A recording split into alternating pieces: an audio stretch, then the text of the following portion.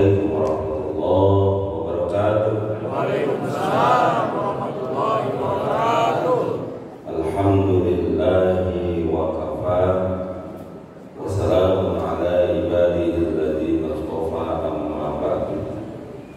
Keluarga besar Masjid Al-Manar, ketua masjid beserta jajaran pengurus lainnya, guru kita, guru saya Kiai Haji Izi, Bapak Ibu jamaah sholat isya lanjut sholat tarawih, mudah-mudahan ibadah kita diterima oleh Allah Subhanahu wa taala. Allah kasih kita kesehatan, panjang umur, sehat walafiat, menyelesaikan tarawih dengan akhir sampai akhir, puasa kita sampai selesai, ibadah kita diterima oleh Allah Subhanahu wa taala. Jamaah yang dimuliakan Allah, hidup itu sebetulnya gampang. Hidup itu tergantung hati kita. Kita itu hadir di sini Pak karena hati kita memang pengen kemana. Maka nggak ada halangan apapun yang bisa menghalangi Bapak Ibu untuk hadir kemari. Karena hati Bapak Ibu yang pengen kemari.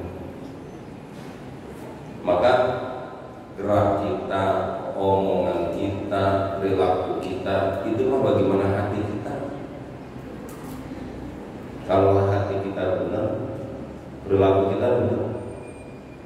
Kalau hati kita benar, omongan kita benar.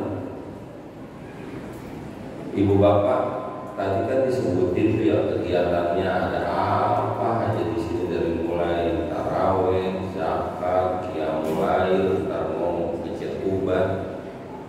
Itu mah Bapak Ibu, kalau orang hatinya nggak bener, ada aja omongannya. Yang lain, nggak mau akhir, capek-capek aja. Gak penting, yang lain mah yang penting beli barang. Ubah ngapain buat dijet-jet? Ya sebaiknya kagak ada gitu. Ada aja kalau omongan mah. Sama kayak suami istri, Bapak Ibu lewat, terus ada suami istri, istrinya cakep, putih, semampai, putih, wah pokoknya udah cakep dah, sempurna jadi perempuan. Lakinya hitam, jelek, kuntet lagi. Nah apa itu?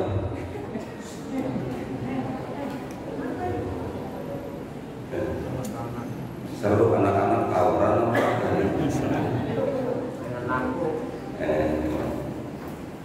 Lah iya Bapak Ibu, bininya cakep, lakinya jelek. Kalau hati kita jelek, ngomongnya sembarangan itu jamaah, paling bininya dipelet itu. Karena hatinya jelek, kan gitu. Tapi kalau hatinya cakep jamaah nggak begitu. Insya Allah Allah kasih karunia kayak gitu ya. Maka jamaah, hati kita itu bapak-bapak, ibu-ibu itu akan berpengaruh sama omongan kita. Bapak yang kagak seneng sama Jokowi nih Pak, Bu Jokowi laku apa juga kagak ada yang bener dah. Bapak yang seneng sama Anies mau ngomong apa juga kagak ada yang bener dah.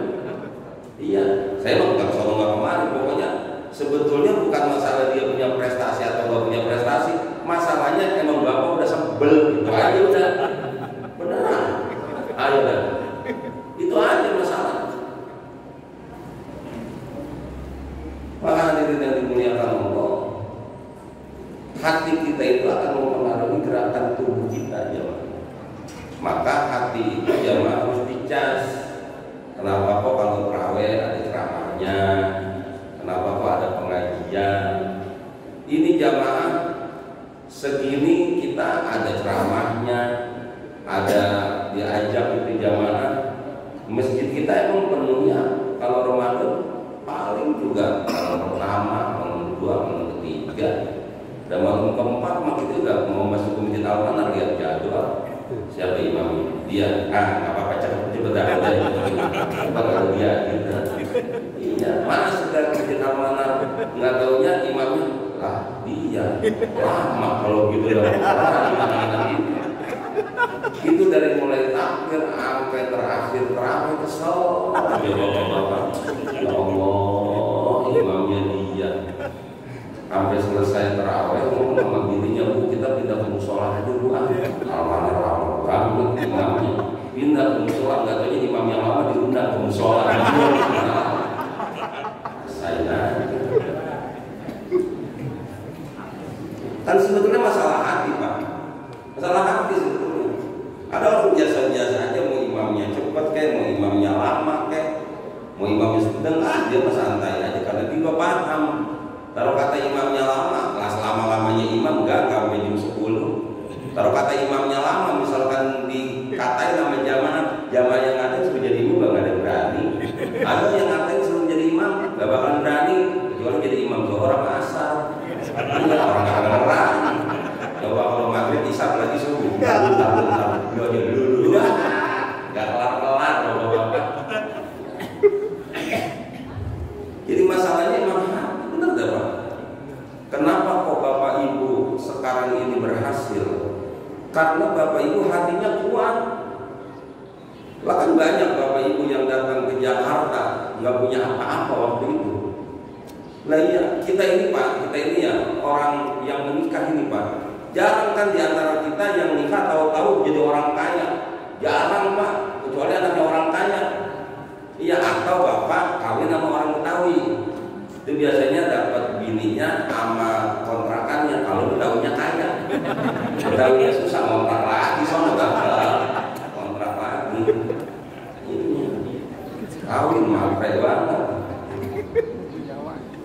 Bapak-bapak nggak bisa Pak. Wah, kalau Betawi kaya mah hati-hati. Makanya bapak dari Jawa nih, dari Sunda dikawin sama Betawi kaya, jangan macem-macem Pak, jangan macem-macem. Apalagi ketahuan Bapak macem-macem nih di WA-nya napa-napa. Itu bini udah nggak manggil Bapak lagi. Iya, Jawa sini loh, gitu. Gawat bini kita orang kayak gitu. Jangan macem-macem dah kalau bini Betawi Pak. Apalagi kan pakai numpang gitu ya.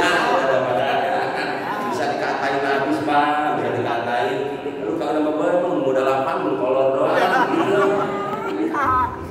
Ya Allah. Isinya.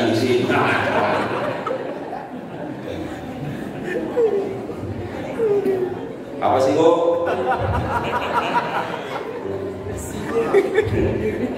Ini yang bini Betawi gitu. Habis lagi diomelin, makanya lakinya mati dulu kan. Otak mulu. Maka hadirin akhirnya coba kita kan nikah Pak. Asalnya jarang yang dari tahu-tahu ini jangan nol Pak, nol. Coba dah Bapak datang ke Jakarta ngontrak kan gitu. Numpang sama saudara. Ya Allah, ngontrak juga dulu namanya di sini mah nggak secakep kayak begini. Cari kontrakan yang paling jelek. Kenapa emang kagak ada duit bapak-bapak? Ya Allah, udah nggak ada duit, mana istri pakai hamil lagi. Udah gitu punya anak. Ya Allah, mana kontrakan? Udah kontrakan jelek banget, kamar mandi 1 buat 10 rumah lagi. Kan repot itu kayak begitu zaman. Akhirnya kita nggak punya duit, anak nangis pengen susu, nggak ada duit. Akhirnya kita jadiin aja air tajin gitu. Iya, kita nggak nyangka Pak. Karena hati kita kuat, yang dagang hatinya kuat, aman. Yang kerja hatinya kuat, terus aja sampai sekarang. Yang tadinya ngontrak sekarang bapak-bapak udah bisa beli rumah. Nggak nyangka. Jangankan rumah, sekarang mah bapak-bapak mobil kebeli, anak pada kuliah. Kenapa bisa berhasil? Hatinya kuat. Emang orang dagang kagak ada yang pada iseng? Ya ada jamaah. Yang kesel ada, yang marah ada. Orang kerja ya sama begitu jamaah. Kali kalau ustadz mah gitu enggak, sama aja Pak. Ustadz juga ada yang iseng gitu. Kadang-kadang omongan jamaah juga kadang-kadang nyakitin. Ada ustadznya gendut banget tuh jamaah kalau puasa nih gitu. Ustadznya kurus, jamaah itu ustadz paling gomelin sama bibinya dulu makanya kurus. Ada ustadznya jelek banget, ibu pegang perutnya nauzubillah, jangan punya anak kayak gitu. Itu kan tinggal hati kita. Kenapa kita berhasil? Karena hati kita kuat Pak. Ada orang yang sama-sama merantau ke Jakarta sama kita, dia sekarang Pak nggak berhasil. Kenapa? Hatinya nggak kuat. Dagang sedikit rugi, ngeluh aja. Emang orang dagang nggak ada yang rugi? Ya pasti ada ruginya Pak. Nggak ada orang dagang untung terus kagak ada Pak. Emang ada orang dagang yang kagak ditipu sama orang? Ada, pasti ditipu Pak. Pasti ada aja itu Pak. Ustadz aja kadang-kadang dikasih amplop kosong. Ya Allah. Itu keren. Ya terimain. Dan nggak boleh Pak Ustadz itu kalau ceramah itu minta bayar itu nggak boleh Pak. Dosa itu kalau Ustadz minta bayaran dosa. Dan yang paling dosa itu panitia yang undang kalau nggak ada ngasih di Dimana caranya membela diri Maka hadirin yang dimuliakan Allah, itulah yang di dalam hadis Rasulullah, inna fil jasadi mudghah. Dalam jasad kita ada segumpal daging. Insyaallah sawhal jasad kull. Kalau seandainya benar itu daging, badan kita benar semuanya. Makanya benar Pak. Tadi itu Kiai Gizi itu ngomong, udah hati kita ngisi hati kita, karena memang ujung-ujungnya Pak, entar itu tuh kalau hatinya nggak benar jadi kacau. Biar ngajinya habis-habisan juga Pak, biar dia hafal Quran, kalau hatinya nggak dijaga kacau Pak. Beneran. Lah itu di luar negeri pada perang itu Pak, di Suriah pada perang, di Yaman pada perang. Emang pada kagak bisa baca Quran? Dia jagoan dia Pak, jagoan dia. Kita kan mikirin, orang perang ini kita Quran, kenapa pada perang? Emang di Al-Quran nyuruh dia supaya perang soal pada perang sini sama-sama orang Islam. Sama kayak sekarang tawuran terawih, tawuran Ramadan kan malu-maluin itu Pak. Iya, di Solo pakai sarung, di Solo melempar pakai batu, takbir, Allahu Akbar. Belah Solo lagi balas lagi pakai batu, Allahu Akbar. Kata orang Kristen, Allahu Akbar enggak mana besar gitu. Allahu Akbar Allahu besar. Oh keren itu Allahu Akbar ini serang gitu. Kan maluin itu Pak. Iya. Asal terawih, asal subuh Ramadan ikut coba. Itu kan jamaah, benar kan? Asal hati kita benar Pak. Kenapa kita pada berhasil? Kenapa bapak-bapak berhasil? Satu, hati bapak kuat. Hati bapak lurus, hati bapak lempeng. Kalau hati bapak kena sedikit cobaan langsung mundur aja jamaah, udah nggak berhasil. Nggak ya bapak-bapak yang paling berat itu jamaah kemarin waktu corona berat banget. Itu Pak kalau hati kita nggak kuat hancur Pak. Banyak yang pada stres. Kenapa? Yang kerja dipecat. Mentok-mentoknya banget kerjanya, gajinya dipotong 50%. Itu ntar dijadwal kagak. Yang dagang kesian banget yang dagang. Jam 9 dia dagang, pokoknya harus nutup. Lagi dagang tuh, kita lagi makan enak-enak diambil, lalu diambil tutup. Ada corona gitu. Mana ini banget, kejem banget itu slogannya. Pakai masker harga mati, nggak pakai masker mati. Tetangga saya pakai masker pingsan, habis makan jengkol, masker pingsan dia. Ya Allah, coba ibu bapak bayangin bagaimana beratnya orang tadinya kerja duitnya banyak, dapat gajinya lumayan, tahu-tahu dipecat atau gajinya cuma setengah. Dagang lagi enak-enak, tahu-tahu jamaah cuma sekedar doang. Cobaan berat itu ekonomi, bohong kemarin enggak berat itu jamaah. Yang dagang dipecat, yang kerja, yang dagang dibatasin, yang kerja dipecat. Ustadz sama kena, masjid ditutup, Jumatan nggak ada, ayo Maulid tutup, Isra-Mi'raj nggak ada, karuan kalau ceramah Ramadan nggak ada juga. Udah Ustadz di rumah hanya 2 tahun, makanya di Ustadz pada bunting. 2 tahun.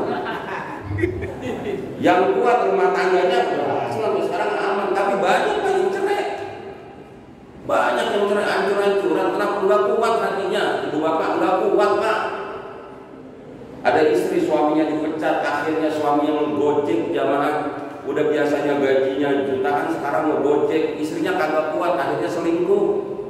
Ada orang kaya diajak ke puncak tengah malam, terus dia jalan mana hujan-hujan, akhirnya nabrak pohonan. Istri jalan sama orang kaya nabrak pohonan. Ada istri kayak gitu, ada di Indonesia. Judulnya azab, azab maksudnya.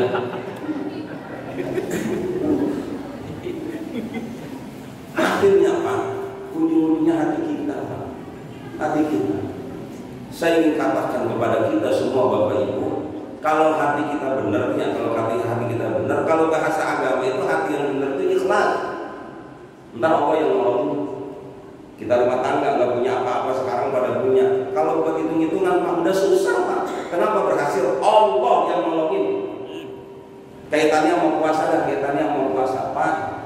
Kita nih kalau nggak puasa ya, kalau nggak puasa nih, habis subuh kita ngopi, kalau nggak ngeteh, kan gitu. Ada makanan dah, cemilan apa bakwan, apa lontong, kita makan dah tuh. Ntar kira-kira jam 7 kita sarapan, nasi uduk. Ntar bapak-bapak kerja, dagang, usaha, keluar deh silakan. Jam 12 lapar tuh. Jam 1 bapak belum makan, keroncongan. Jam 2 belum makan juga, angin masuk. Jam 3 belum makan juga, mah kamu. Jam 4 belum makan juga, dah persahabatan aja dah, sono dah gitu. Bisa begitu. Tapi Pak, kalau bulan puasa kita puasa aman. Coba dah.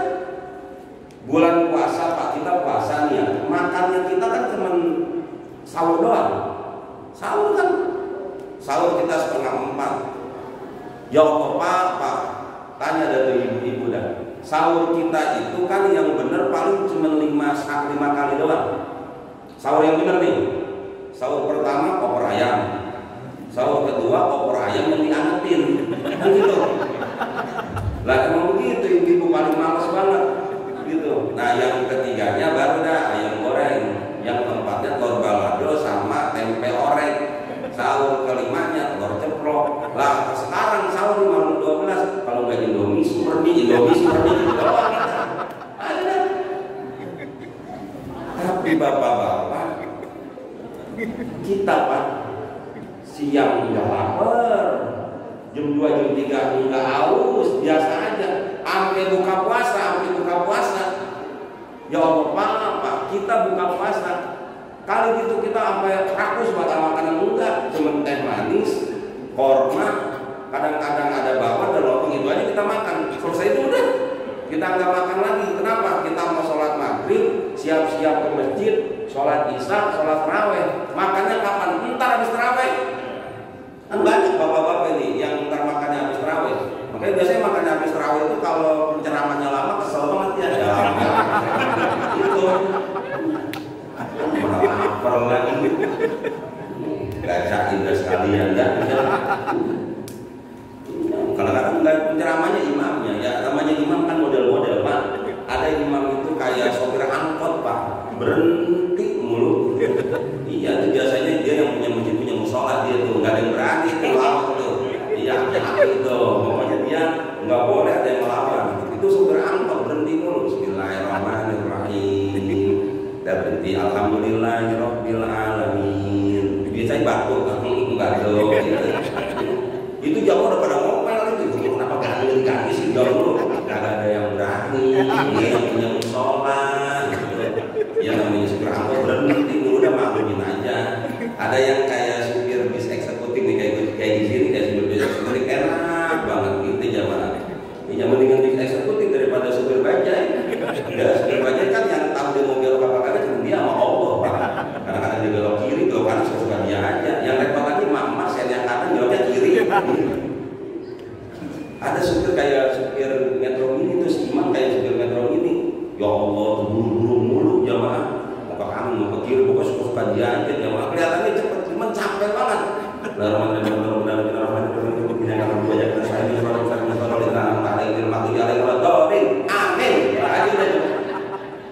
Buat yang muda cuma yang nenek-nenek ya Allah dong jadi imam di dengkul ampun. Maka hadirin yang dimuliakan Allah, itu bapak-bapak pokoknya terakhirnya hati kita. Maka selalu tuh Pak, guru-guru kita tuh ya kiai-kiai NU itu selalu tuh selain kita belajar baca Quran, selain kita belajar kitab-kitab fikih, kita belajar tasawuf Pak. Kenapa? Jangan sampai kita ibadah tapi hati kita nggak bener. Emang ada ibadah hati kagak bener? Ada. Emang ada orang ibadah tapi hati nggak bener? Banyak bapak-bapak. Gara-gara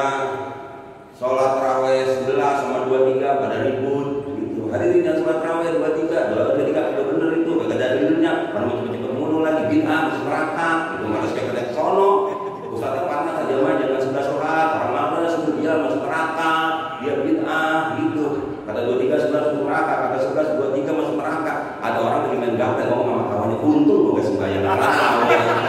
Coba kalau sembahyang tarawih 23 masuk neraka, 11 rakaat masuk neraka, ingin gaplek kan masuk neraka. Ngaco jadinya Pak. Orang yang ibadah masih diomelin sama dia. Aduh, otaknya kemana? Jadi kelihatannya ibadah, cuman hatinya nggak benar, maka orang disalahin. Ya Allah Pak, cuma gara-gara sholat aja Pak, pakai songkok aja diribut-ributin. Mau songkok hitam kayak Pak, di songkok kayak bapak-bapak warna hitam, mau sampai saya warna putih silakan aja Pak, nggak ada masalah. Iya, orang Indonesia emang dari dulu kan tradisinya songkoknya warna hitam gitu.